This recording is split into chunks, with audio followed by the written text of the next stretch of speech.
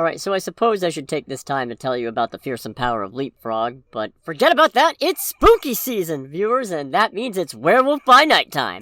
Let's go. Marvel Studios' first Halloween special debuted this past Thursday, and while you're gonna have to wait for the next Under the Bridge episode for my full thoughts, I am happy to talk about some of its characters' comic backgrounds. One of the special's main characters is Laura Donnelly's Elsa Bloodstone. She's a monster hunter who's good with guns and also derives superhuman strength, speed, and a healing factor from the blood gem inherited from her father, Ulysses, also a monster hunter.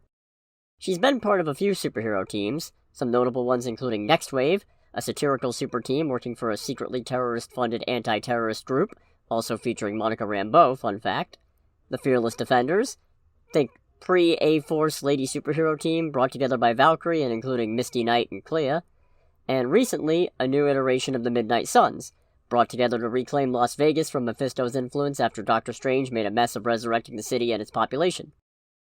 Someday I'm gonna have to start explaining whole-ass events instead of just characters, and that's gonna be a fun time. Also featuring in the special is Ted Sallis, aka the Man-Thing, aka giant-sized Man-Thing for the perpetually immature, such as myself. A scientist who ends up using himself as a guinea pig for a super soldier serum recreation.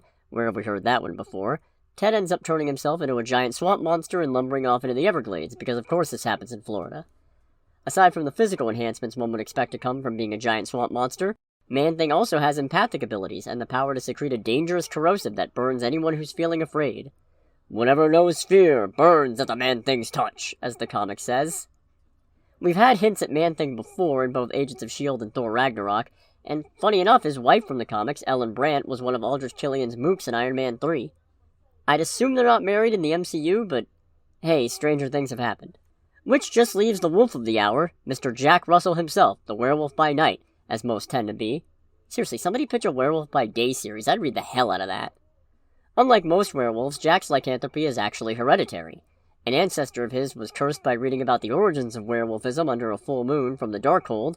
Yeah, the one from WandaVision and also possibly Agents of S.H.I.E.L.D. He's also capable of transforming without the presence of a full moon, and with control over himself to boot, although during the full moon he transforms involuntarily and without any control. He also slept with Deadpool's then-wife, Lady Shikla, that's another story I'm not getting into, and got his head blown apart with a gun, but don't worry, he lived, even if ultimately Deadpool's marriage did not. So I suppose the burning question is, where will this macabre medley of monsters show up next? And yeah, your guess is as good as mine. The most obvious spot would be Blade, but who actually knows what the deal is there? Elsa Bloodstone could very easily turn up in Doctor Strange 3, I suppose, though. I guess it depends on what they're going for. And it's hard not to notice that with this special, between them, Doctor Strange, Moon Knight, and Blade, we are getting really close to having a potential Midnight Suns roster. Still, without any official confirmation on projects from Marvel, this monster mystery is one that's going to remain unsolved for the time being. In any case, thanks for listening, and make sure to check out Werewolf by Night, as well as the Under the Bridge episode where I tell you about how awesome it was. Wait. Damn